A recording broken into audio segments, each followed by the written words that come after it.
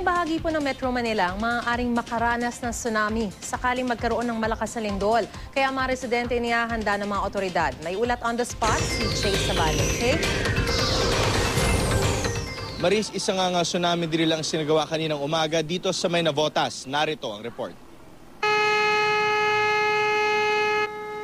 Pagtunog ng sirena, ibig sabihin may parating na tsunami sa Barangay sa Navotas. Ang senaryo, nagkaroon ng magnitude 8.5 na lindol sa Manila Trench. Kaya ang alon, maaring umabot sa 5.5 meters o kasing taas ng 2 palapag na gusali, lalo na pag high tide sa lugar. Ang mga residente, dali-daling pumunta sa barangay hall. Pero dahil sa pagyanig, naputol ang Tanza Bridge na tanging nag-uugnay sa barangay at sentro ng lungsod. Ang mga bata at matatanda, kapansin-pansing halos walang gamit na dala. Sang-ayon sa utos ng otoridad, kaya ang evacuees pinapila sa maliit na daungan sa likod ng barangay hall kung saan isang rescue boat ang nag-aabang na magtatawid sa kanila sa kabilang pampang. Kailangan talagang matutunan ng mga tao kung para sa sa tsunami.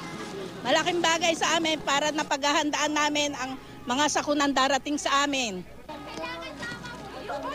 Bukod sa paglikas, sinanay din ang mga residente sa tamang gawain sa evacuation area. Mga galing sa tulay, evacuation 1 and 2. Dito po dalhin ang inyong mga anak at bibigyan po natin ng pagkain. Mahalagang may evacuation drill sa panahon ng sakuna, ayon sa mga otoridad.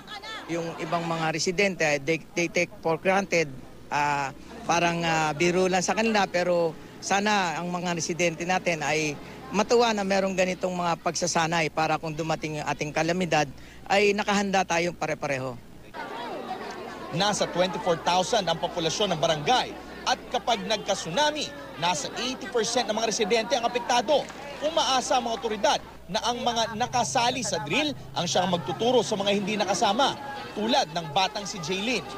Hawak sa ulo. Tapos? Sa hanap ng matigas na bagay ilalagay mo. Tapos? Pupunta tayo sa mataas na lugar para safe. Ang kaligtasan natin ay nakasalalay sa ating mga sarili mismo at ang kaligtasan natin ay nakasalalay kung tayo ay nagsasanay.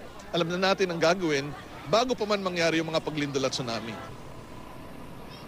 Itong tulay na nasa likuran ko, ito yung Tanza Bridge, no? At katulad nga nung senaryo na ginawa ng tsunami drill, no? Sinabi nila na naputol itong mismong tulay na to. Itong tulay lang na ito ang tanging access road, papasok at palabas ng barangay. At pag naputol ito ay magiging island barangay siya at ang tanging paraan para makalabas dito ay dito nga sa ilog at tumawid gamit ang mga bangka.